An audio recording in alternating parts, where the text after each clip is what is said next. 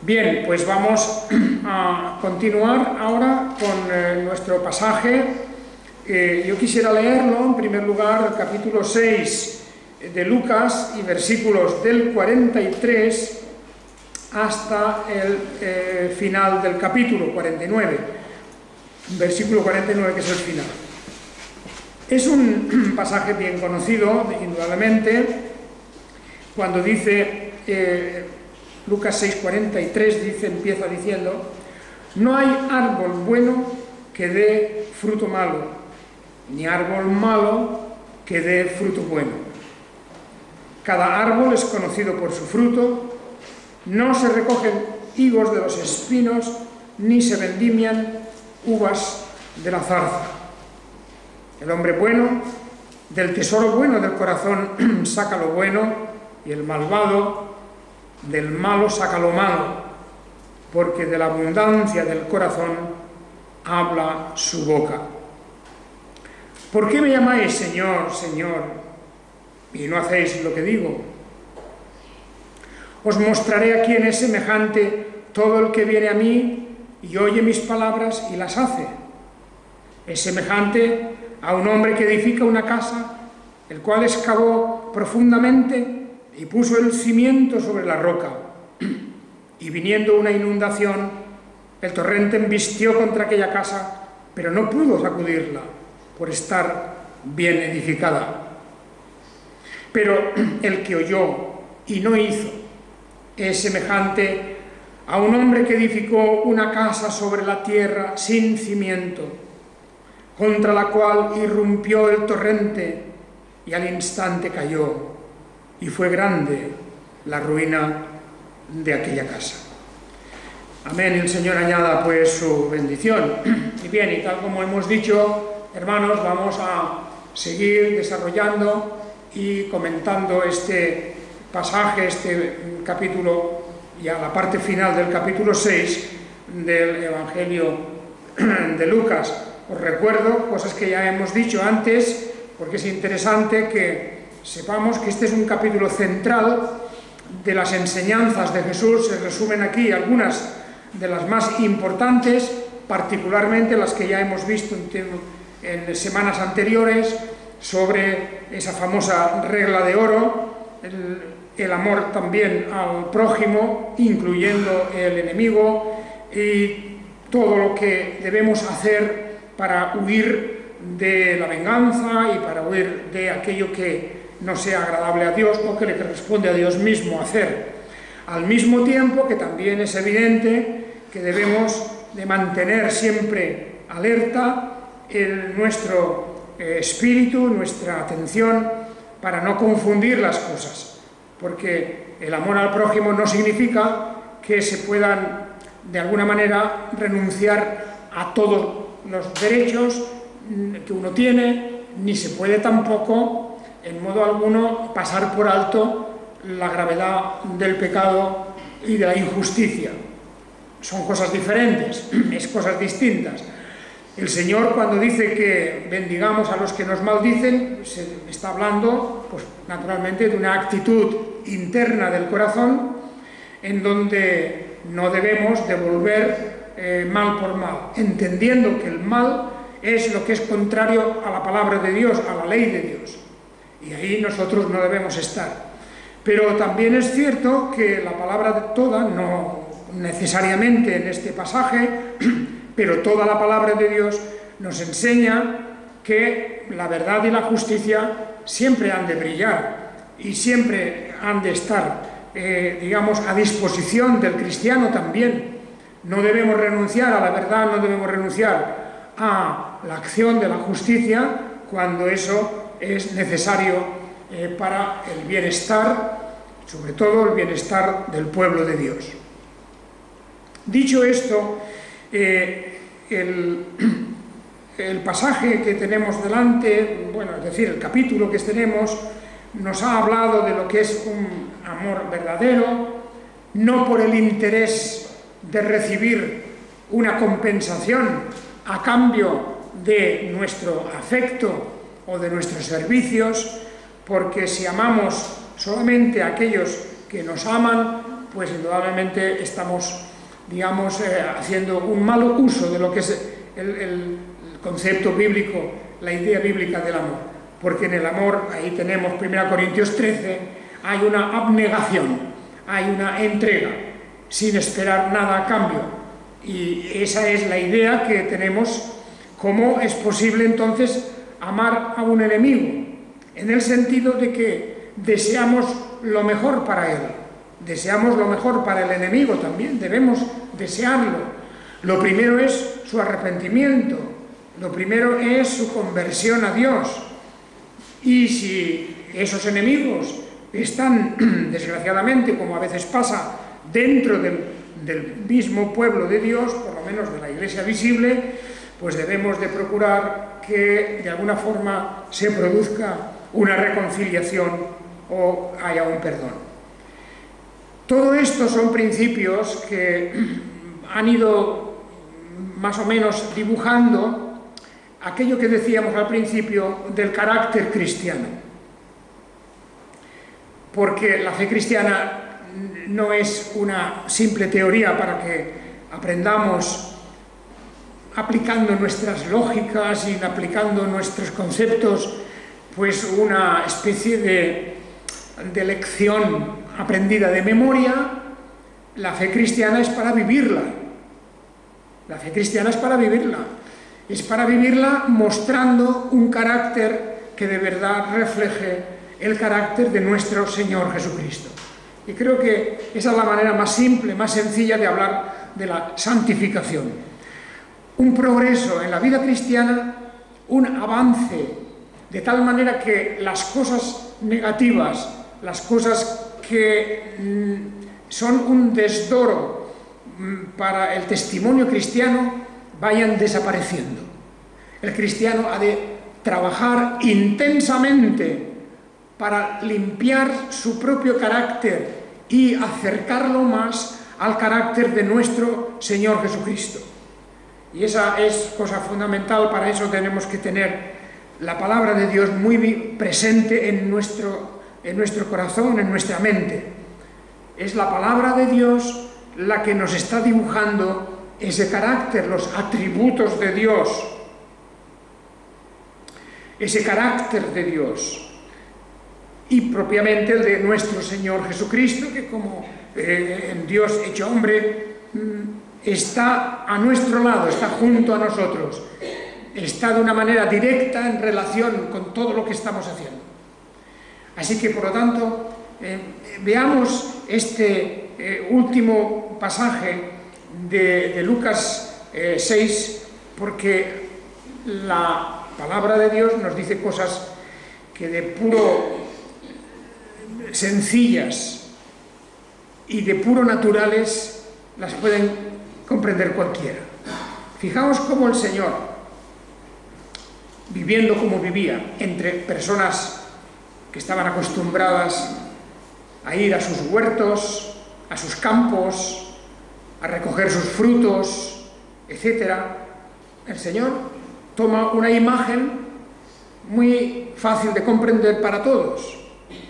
Y dice, versículo 43, no hay árbol bueno que dé fruto malo, ni árbol malo que dé fruto bueno.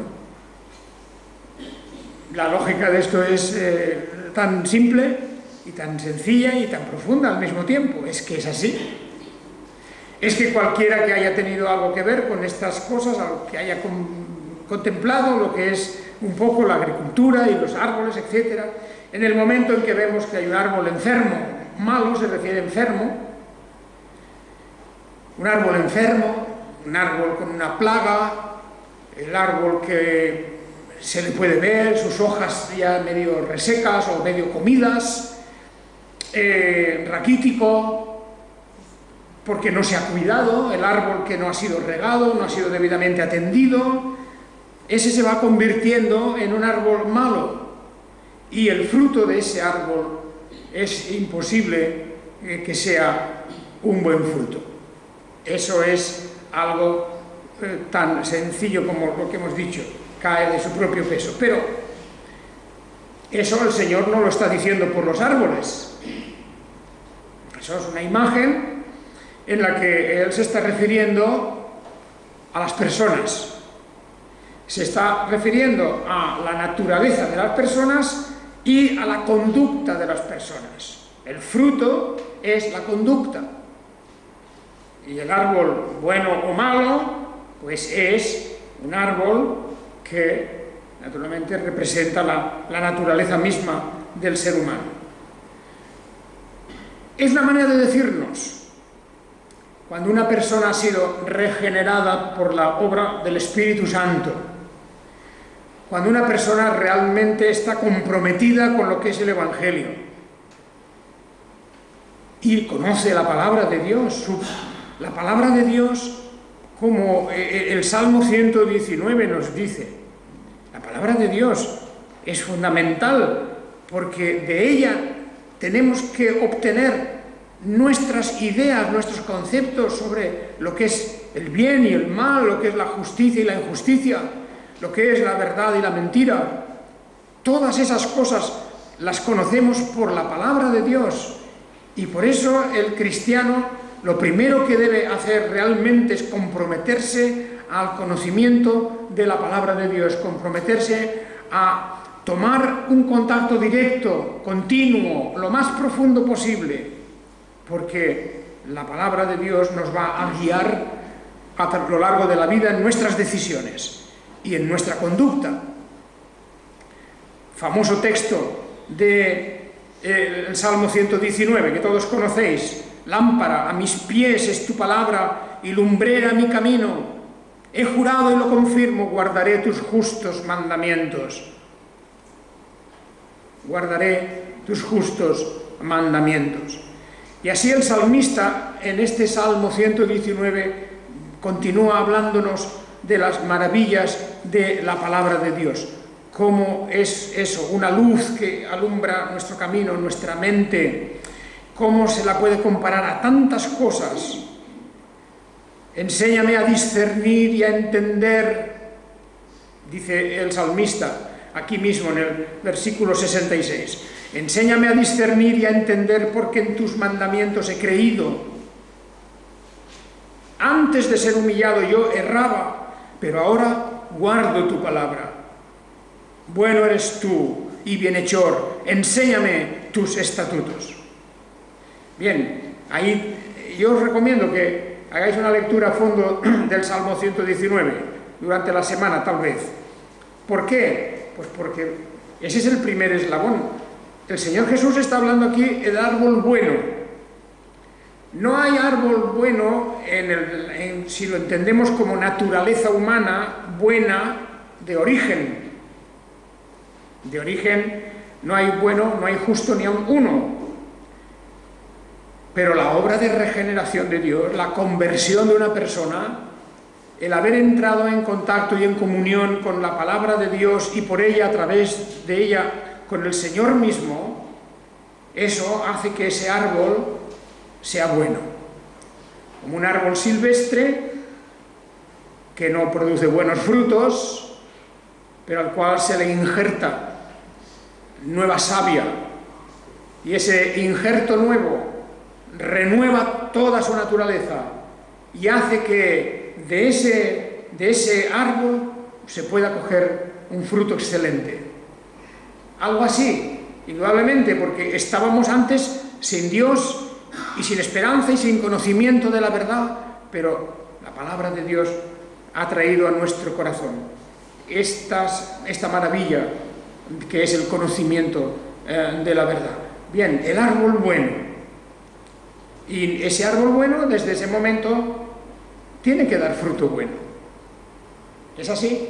Es una manera cuando dice el Señor que por los frutos los conoceréis, el fruto es la evidencia. Los frutos del Espíritu.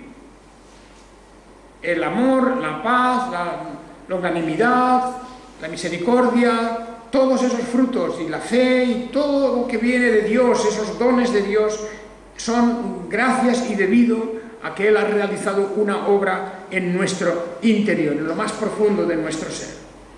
Qué maravilla, ¿verdad? El poder decir que podemos esperar de un árbol bueno un fruto bueno, porque no se puede entender que diera un fruto malo. Y al contrario, el árbol malo no puede dar fruto bueno. Puede tener la apariencia de bueno. ¿Cuántas veces hemos cogido un fruto que exteriormente parece un fruto magnífico y al abrirlo, al comerlo, hemos visto que está en mal estado, está podrido, y la apariencia puede ser buena? Y ciertamente que eso nos enseña muchas cosas, lo sabemos. Así los fariseos tenían toda su apariencia de bondad y de ser grandes ejecutores de la ley, grandes cumplidores de la ley, pero el Señor los comparaba a aquellos sepulcros blanqueados por fuera parecían limpios y parecían en orden y parecía una cosa pulida y realmente que hasta incluso daba gusto mirar aquel sepulcro, pero por dentro era todo podredumbre. Es lo mismo. Cada árbol, dice el versículo 44, es conocido por su fruto. No solamente si es bueno o malo, sino también la clase de fruto que corresponde. Como aquí dice, no se recogen higos de los espinos, ni se vendimian uvas de la zarza. Cada uno da el fruto que le corresponde a su naturaleza. No podemos esperar recoger algo distinto de lo que es según la naturaleza de cada árbol. Y eso es alguna aplicación más de lo que el versículo 45 nos dice: el hombre bueno, del tesoro bueno del corazón saca lo bueno, y el malvado del malo saca lo malo, porque de la abundancia del corazón habla su boca. Otra vez lo mismo, la lógica. El hombre bueno, ¿quién es el hombre bueno? No es el hombre bueno por su naturaleza, es el hombre que Dios ha hecho bueno. Es el hombre a quien Dios ha convertido. El hombre y la mujer, por supuesto, claro, estamos hablando del género humano. El hombre y la mujer a quien Dios ha convertido.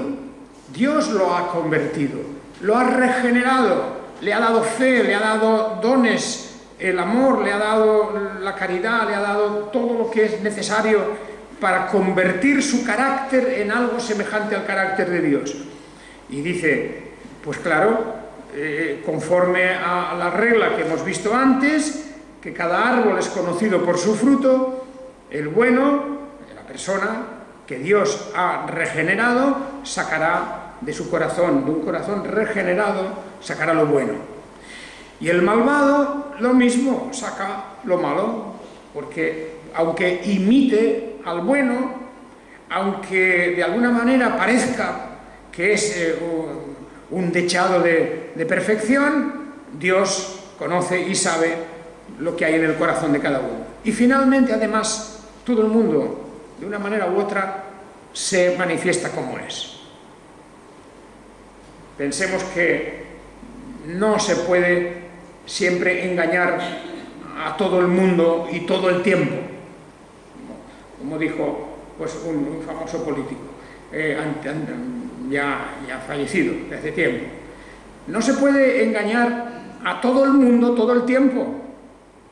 Y en las cuestiones de conducta, en la cuestión de los frutos, las apariencias pueden engañar a unos pocos mucho tiempo, todo el tiempo incluso, a unos pocos, unos cuantos.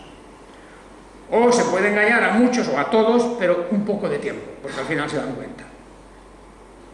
Lo que no se puede hacer es engañar a todos siempre, para todo el tiempo. Y en esto es por lo que el Señor dice que cada uno produce los frutos propios de su naturaleza.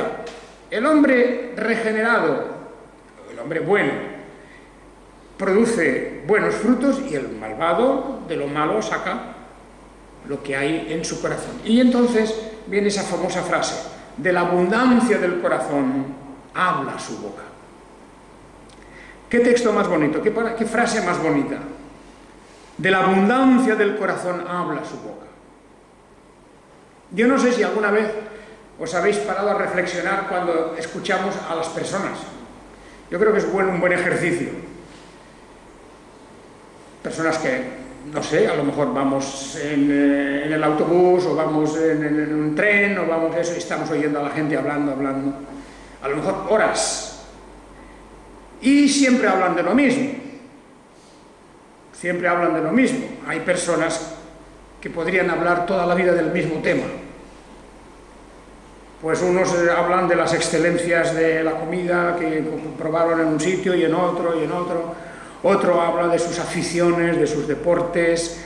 Otro pues habla de cualquier otra cosa. A lo mejor está hablando única y exclusivamente de cosas que no es que sean en absoluto reprobables. A lo mejor habla solamente pues de su familia.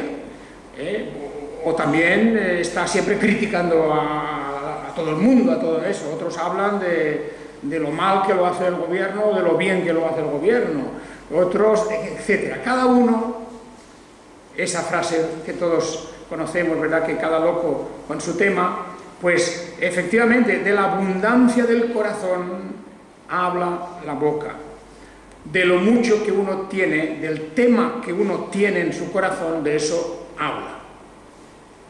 Y es interesante observar esas cosas, es interesante, porque además en la sociedad que vivimos se repiten mucho los mismos temas y casi todo el mundo está hablando de las mismas cosas.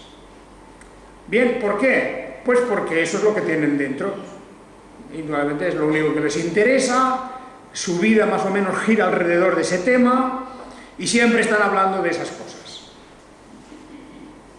El cristiano también tiene su tema, también tiene su locura, podríamos decir, ¿verdad? Sí, el cristiano tiene su propia locura, tiene su propio tema, y es el que hemos aprendido y conocido a través de las Escrituras. Y eso se ha de notar, de la misma manera que ciertas personas solo están hablando de comer y beber, o de los deportes, o solo hablan de cualquier otra cuestión que les interese, o del cine, o de determinado arte, o lo que sea, pues el cristiano, repito, que tiene su tema. El cristiano ha de establecer entre lo que él cree y lo que él habla una relación directa. No podemos guardar en nuestro interior lo que creemos. No podemos de ninguna manera tener una actitud de reserva, como diciendo, bueno, todas estas cosas que yo creo, en las que yo también pienso, etcétera, pero me las guardo para mí mismo. Yo he oído a creyentes que dicen, bueno, todo esto como es una cosa muy íntima, muy personal, pues no, yo no hablo de eso. Pues no lo entiendo, porque ¿cómo es posible sujetar un torrente que se desborda? Porque la palabra de Dios es como un torrente de aguas que está en nuestro interior y que tiene que fluir y salir, y de alguna manera debemos de gozarnos y recrearnos en hablar de las cosas de Dios, porque de la abundancia del corazón habla su boca. Esa es la cuestión. El cristiano ha de tener presente este privilegio que se nos da de poder hablar entre nosotros. Por supuesto que sí, lo hacemos. Hablamos de las cosas de Dios, hablamos de cosas de la historia de la redención, del Evangelio y de las doctrinas y de las cosas de la persona de Jesús, pero yo diría que aún falta tal vez una más gran abundancia. A lo mejor hablamos mucho más de otras cosas más intrascendentes que de lo que representa la palabra de Dios y la riqueza del Evangelio. Pero eso queda a la conciencia de cada uno. Y también una manera de despertar esa conciencia y decir, es verdad, tendría que dejar salir más de mi interior esta cascada de agua limpia que es la palabra de Dios y las doctrinas del Evangelio. Y bien, termina el pasaje del versículo 46 al versículo 49 con una de estas famosas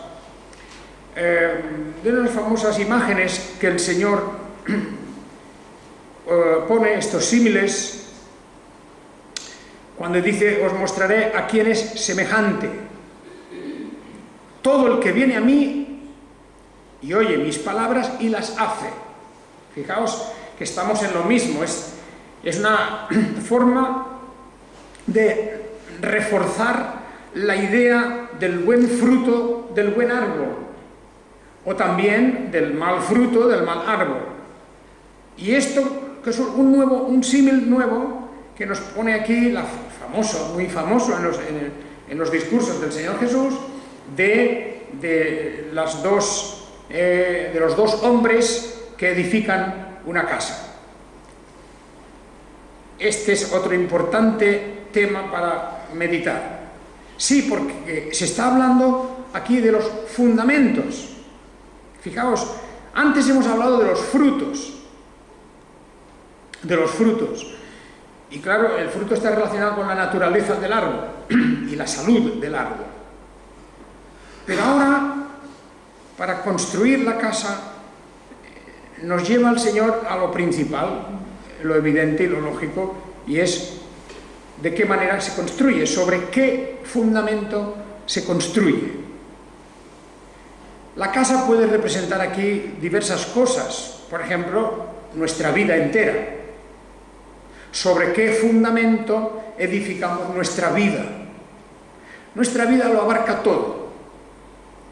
Las relaciones de familia, nuestro trabajo, el ocio, la relación con la Iglesia de Dios, el pueblo de Dios, todas esas cosas, todo está relacionado en esta casa que tenemos que edificar. Es nuestra vida entera. Y, por lo tanto, hemos de tener cuidado el fundamento sobre el cual vamos a edificar la vida. Y el Señor, de una manera muy sencilla, magistral, pues nos dice los dos tipos de fundamento y lo que ocurre. La persona que viene a mí y oye mis palabras y las hace, otra vez estamos en eso, es el hacer las cosas, el cumplirlas. No estamos en el mundo de las teorías, sino en la práctica de cada día. Pues la persona que viene a mí, dice, oye mis palabras y las hace, este es semejante a un hombre que edifica una casa, que excavó el hombre excava profundamente y puso el cimiento sobre la roca. Bien, eso es lo que tendríamos que esperar siempre, ¿verdad? Que se edifique así, eso es lo normal. Y el cimiento sobre una roca, y luego cuando ya termina su casa, ya se va a vivir allí, y ya reúne sus cosas y tiene allí todas sus posesiones, resulta que un día viene de repente una gran inundación, un torrente. Estos días hemos visto imágenes de unos países y de otros países como vienen esos torrentes y aquellas casas que estaban edificadas al lado, justito al lado de las orillas de esos torrentes, como las aguas iban excavando y bueno, realmente se veía que las casas no tenían cimientos prácticamente, se hundieron, el terreno cedió y las casas fueron al agua y quedaron arruinados. Eso pasa continuamente. Y no hay aquí ningún reproche sobre esa pobre gente, al contrario, lo que estamos diciendo es aprendamos que la vida nuestra no se puede edificar sobre nada que sea inconsistente, o sobre imaginaciones, o sobre puramente deseos, o ilusiones, o cualquier otra cosa. Tiene que haber una roca, tiene que haber elemento que tiene que ser la palabra de Dios misma. Y por eso es tan importante conocerla, aplicarla continuamente en nuestra vida y hacer que de esa forma pueda resistir esas embestidas cuando vienen las crisis, los problemas, las dificultades en la vida y necesitamos resistir y aguantar. Claro, pues lo importante es que no seamos nunca arrastrados por las aguas torrenciales que vienen por medio de las desgracias, de los problemas, de tantas cosas negativas de la vida. Muy bien, sobre eso tenemos que edificar. Pero fijaos que también requiere un trabajo. Este hombre tuvo que excavar profundamente. Sí, hay un trabajo a hacer ahí. Excavó profundamente hasta llegar a la roca. Y cuando ya se encontró en terreno sólido, aquí voy a apoyar mi casa. Y a partir de ahí voy a levantar. El otro, hemos de pensar que no es casual. El otro dice, ¿quién es el otro? El otro es el que oyó la palabra del Señor y no hizo nada.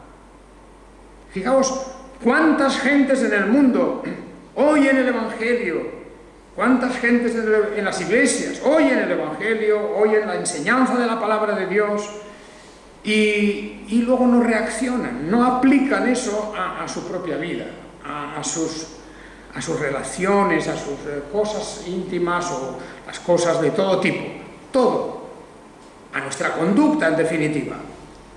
Y claro, el oír y no hacer, eso dice, se puede comparar a alguien que edifica una casa sobre la tierra sin cimiento,